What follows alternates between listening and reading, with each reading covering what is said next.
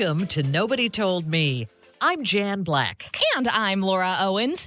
How many times have you faced a challenge in life and not known where to begin to resolve it?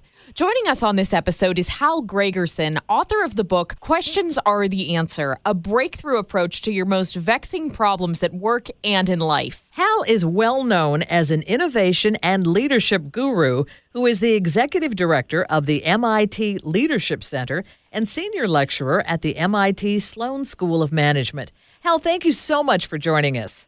Thank you, Jan and Laura. It's a delight to be with you. Tell us what led you to write the book, Questions Are the Answer.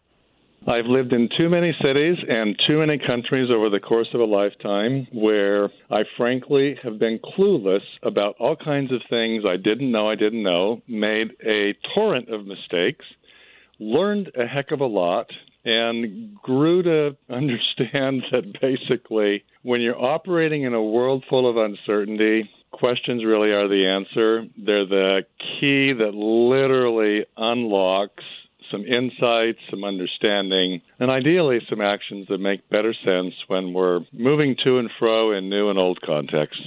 And what led you to discover that the questions are the answer?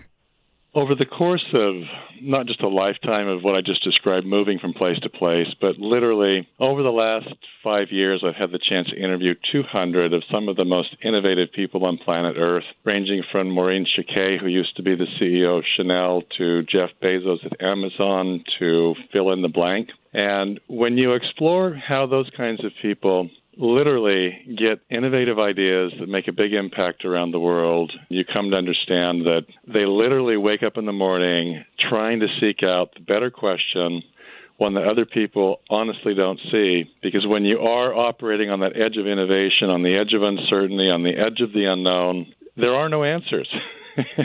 and you're literally using questions as a mechanism by which you create the answers that otherwise wouldn't be there.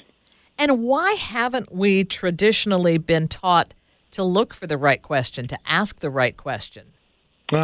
Great question. Recently we've created what I would call a question journey or a question map of your life. And literally, I'm inviting both of you, Jan and Laura, to just think for a moment, how over the course of a lifetime have authority figures responded to your questions? So one space is our home, which parents, the next, and Laura, you've got Jan there, so you can... I can't answer this. So it's like, how do parents respond to it? K-12 school settings, how do teachers and principals respond to it? University settings, then it's like first professional role. After that, if you move into management, first managerial role. And then it's like literally just doing a 24-hour question audit and paying attention for the last 24 hours at work or at home. How do people, especially authority figures, respond to it? And the reality for most people, frankly, is that especially in those younger years that are deeply formative, where memories and responses to the world get embedded quite well into who we are and what we do, most authority figures are not terribly positive in terms of the responses to our questions. So even though we might ask hundreds of questions each day as a 4-year-old, as soon as we wander into most traditional school settings, those questions shut off, like turning off a water faucet at home.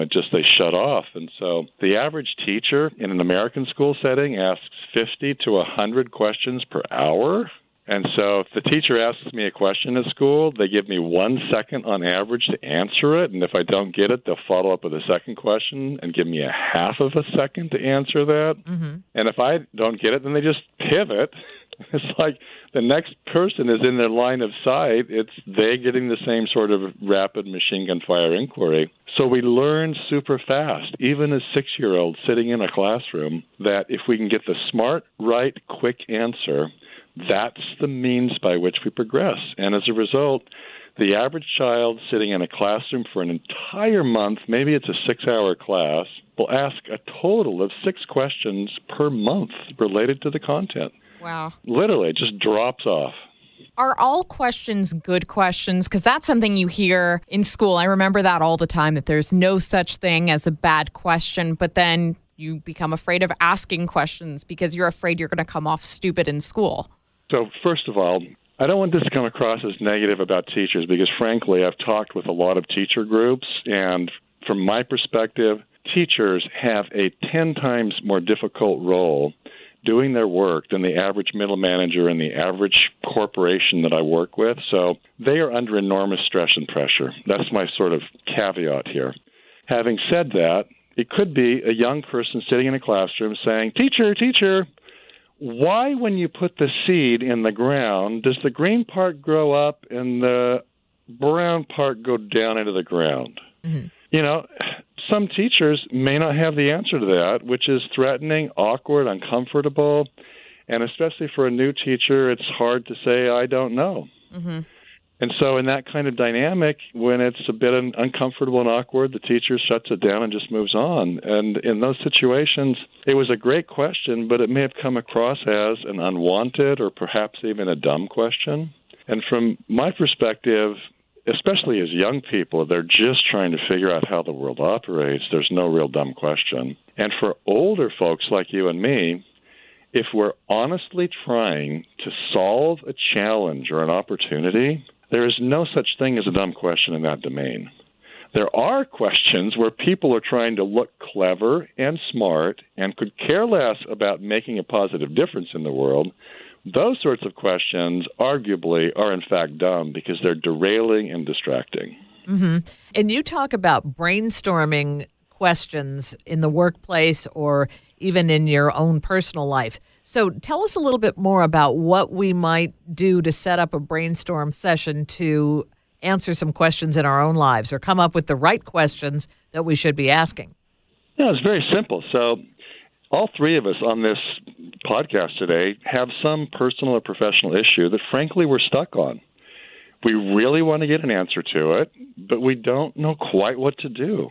Mm-hmm. And in those moments, my perspective and view is the primary reason we're stuck is we're frankly asking the wrong question. Now, the challenge is, how do you ask the better question? I discovered 20 years ago a method that 80 to 85% of the time actually unsticks us. It moves us and makes us start to progress in a way around this challenge. So here's how it works. I could, or you, or either of you could share with me a challenge right now in 2 minutes or less. And I'm saying 2 minutes or less because if you tell me too much about your challenge, you've already walked me into the corner you're stuck in. So just a brief description. And then let's set a timer for 4 minutes. And what we're going to do during that 4-minute process is we would generate nothing but questions, and one of us would write them down word for word, nothing but questions about the issue. And here are the rules. No answers after any of the questions. No explanations about why you're asking the questions, questions only. Because again, answers to questions, explanations about why we're asking questions, those are filler words that often fill the space before and after a question with information that's either distracting or irrelevant. And it keeps us stuck. So strip it. Strip the question of the answer, strip it of the explanation before. And if we follow those rules, no answers, no explanations in 4 minutes, if we work hard at it, we'll get about 15 to 20 questions. And the magical part of that process is at the end of that 4-minute period, 80% of the time people feel emotionally more positive about the challenge and opportunity. They have hope, whereas they may have been frustrated at 4 minutes before. 80-85% have reframed the challenge at least slightly and have at least one new idea that might take them forward. And I historically have been such a skeptic about this sort of a simple method actually helping people move forward. But we've collected data now from thousands of leaders systematically, and those numbers I'm tossing out actually come from that data from people doing this question-burst process. Why is the emotional check such an important part of the process? And what do you typically find that people feel at the end of these brainstorming question burst sessions? In the beginning, it's deep frustration, usually, for most people. And at the end, it's hope and optimism and so on. And what's happening in that 4-minute in-between space is they've been forced to be reflectively quiet. And almost all of us, when we're asked a question, we want to answer it, but they can't. And most of those answers that we're giving to people are wrong anyway. That's why we're stuck. But what happens there is when we can't answer any of the questions, we have more of this quiet space. And it allows us mentally, it allows us emotionally to step back for a minute, to draw a deep breath, to hear some things we otherwise wouldn't hear in terms of other questions.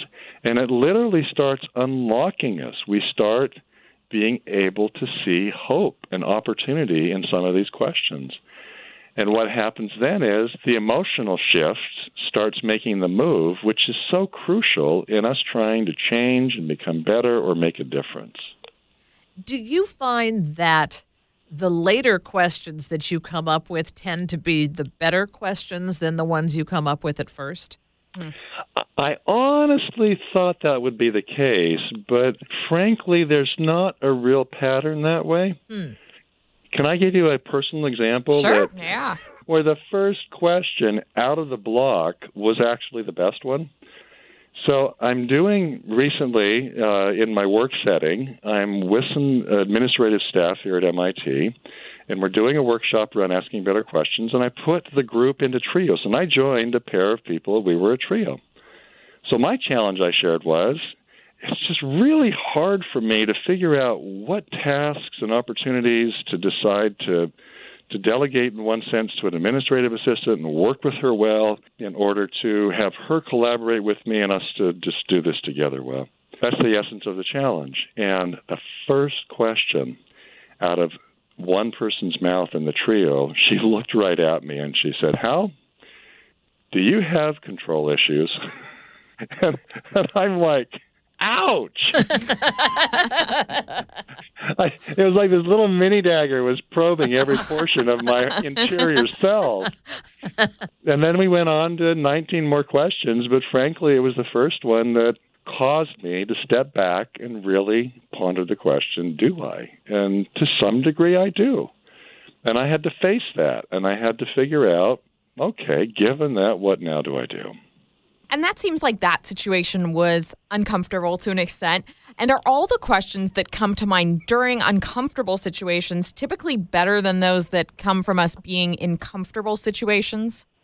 Well, the answer would be the kinds of questions that come in uncomfortable situations are the most powerful and hold the most potential for changing our lives for the better, or for that matter, the world around us if we're trying to do something better there.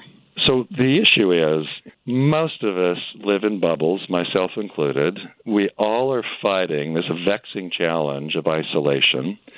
We do it in the media we're engaged in. We do it with the technology we're around. We do it with the patterns of traffic and the friends we're most close to and the perspectives they hold.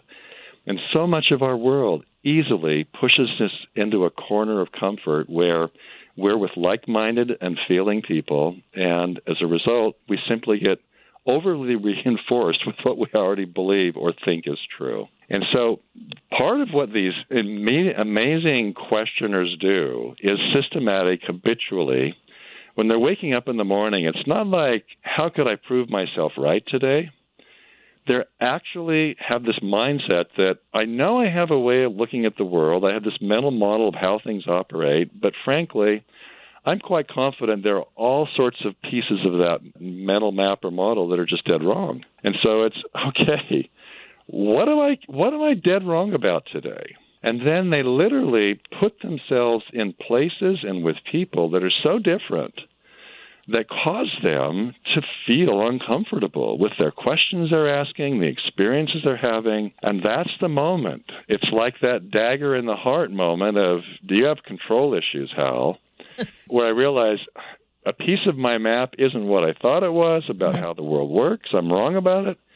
It's really uncomfortable right now, and the natural instinct in those wrong, uncomfortable moments is to run like heck.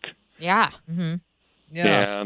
And what these folks do instead of that is like they're willing to live in the ambiguity of that moment and the unknown and the uncertainty, and they just are reflectively quiet enough to let it sink in and do its work. And when that happens, questions start to emerge that otherwise wouldn't, either from ourselves internally or from the environment, people around us, that are catalytic. They've just challenged a fundamentally false assumption, and they've given us some positive instead of negative energy to go do something about it. So, what is the next step after you've come up with a lot of questions related to your problem? Where do you go from there? It's in that spirit of isolation. Get up, get out, get into the world, and explore your question you now care about. So if mine happened to be, do I have a control issue? It's to get up, get out, and get into the world and talk with my administrative assistant. It's to get up, get out, get into the world, and to explore that with other people who may have similar issues. It's get up, get out, get into the world. Maybe it's talk to a counselor or a therapist, which frankly I did and I do. And those are sometimes uncomfortable, awkward questions, but the best answers to our toughest questions do not come by sitting in our office or our house. They come by getting up, getting into situations where we're once again confronted with passive data or information sitting out there that says, it's not the way your world thought it was, and that is a bit awkward, but it's getting me closer to a better and better solution.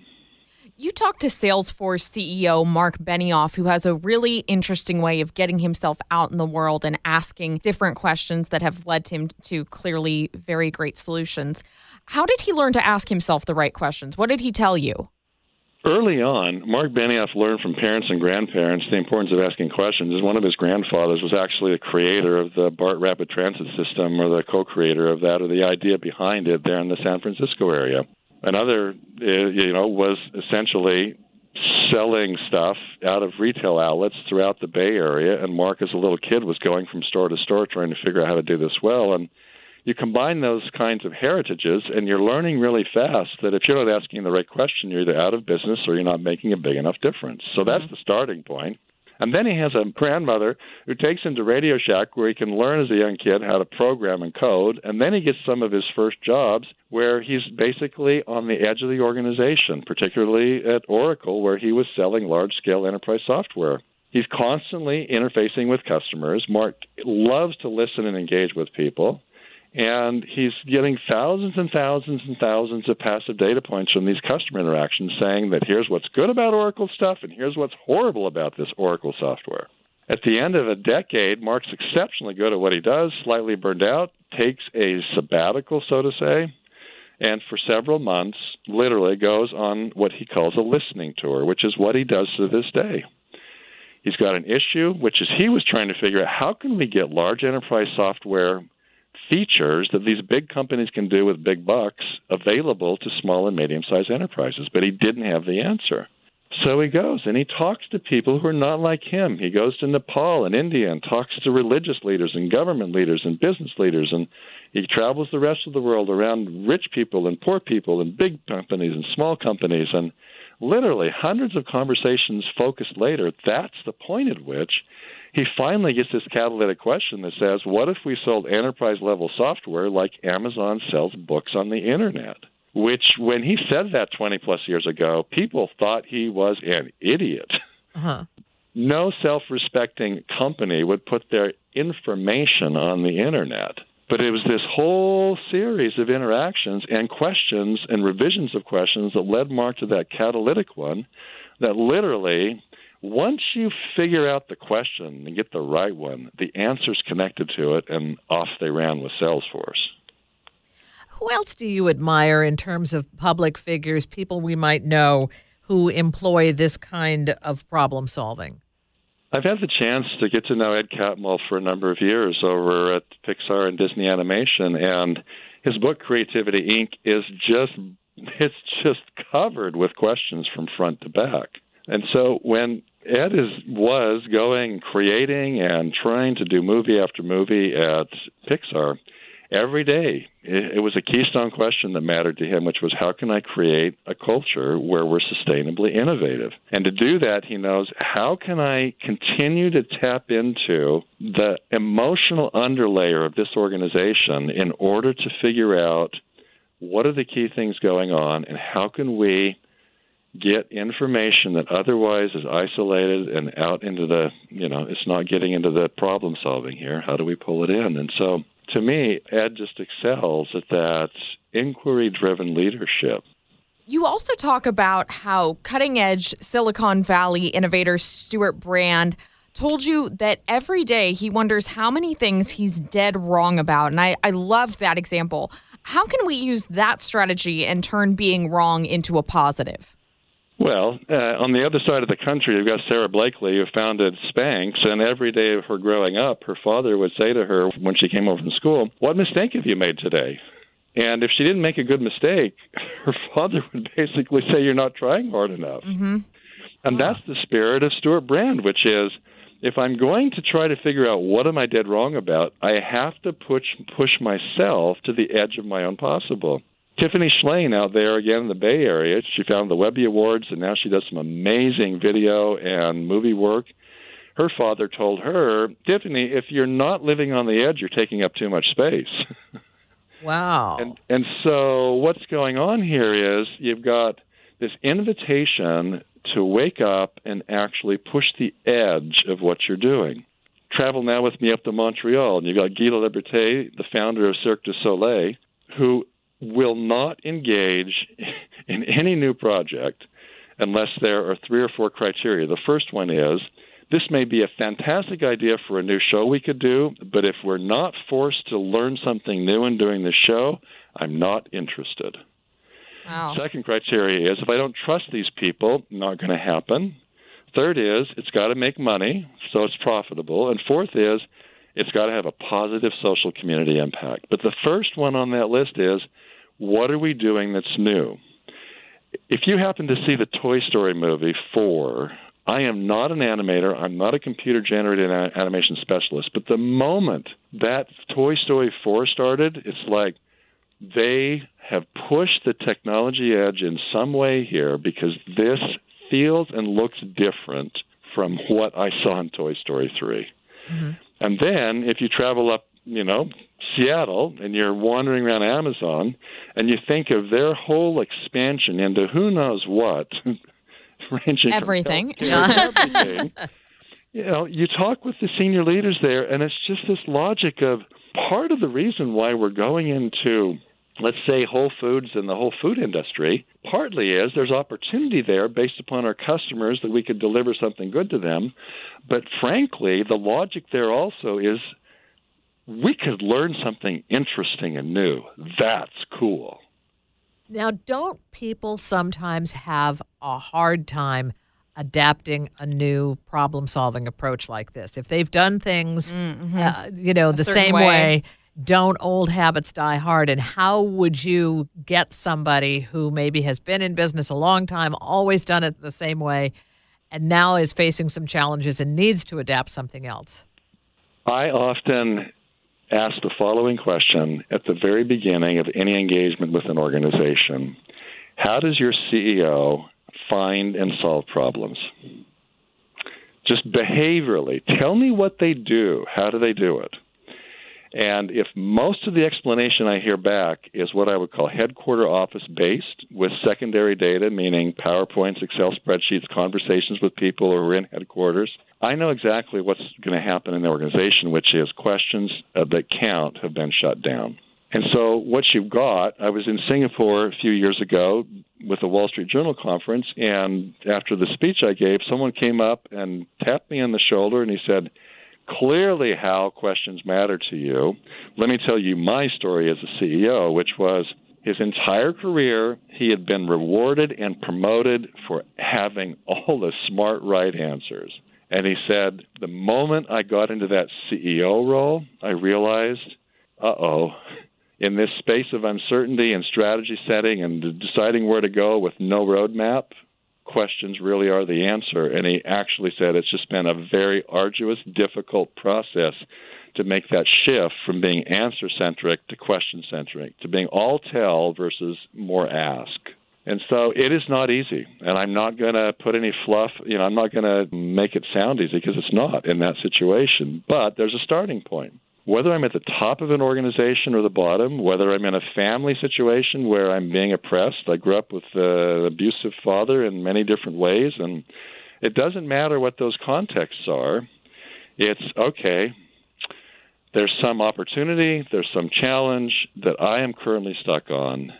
I could do this differently. I could do exactly what I said earlier, is maybe start with this question burst process. Spend 4 minutes, generate a bunch of questions about the issue I care about, and then pick 2 or 3 that really matter.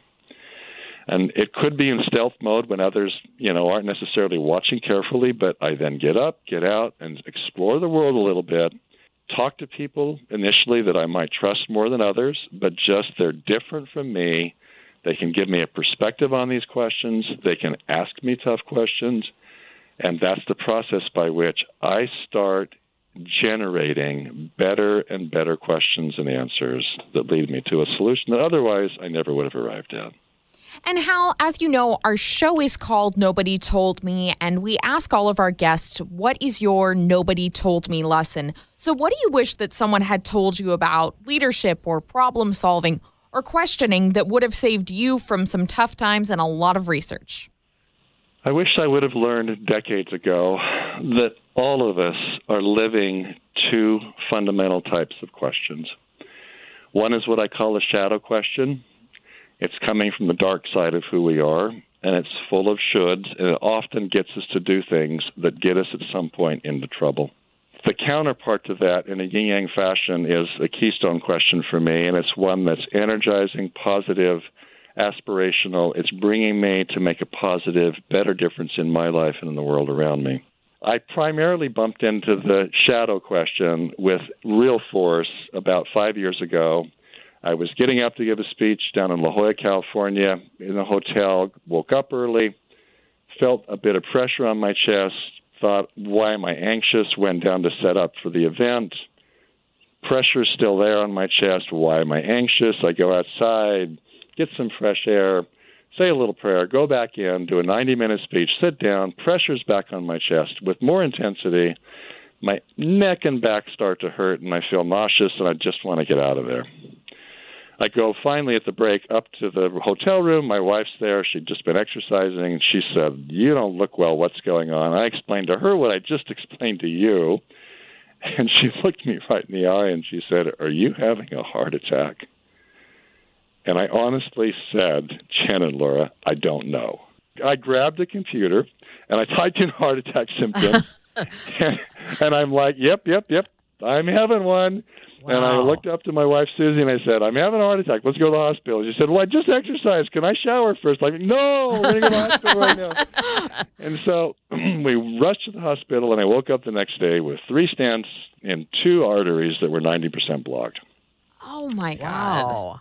Now, I am in really quite good health because my father had a massive heart attack when he was 3. He had another one when I was 13. And when I was an 18-year-old, I'm like, I'm not going to have a heart attack. I learned everything there was about how to avoid heart attacks. What do you eat? How do you exercise, et cetera, et cetera. And I did it religiously for my whole life. But the question I never asked or answered was, what are the symptoms of a heart attack? And it almost killed me. And then 3 weeks later, I'm being a classic male. I'm not talking to anybody about the emotional side of the heart attack. And we're a blended family. We've had a marriage counselor for a number of years, and I was talking with her, and she looked me right in the eye, and she said, Hal, if you don't stop being nice to people, you are going to gift yourself a second heart attack and probably die. And what she was basically saying was, you're living a shadow question, which is, how can I be nice here?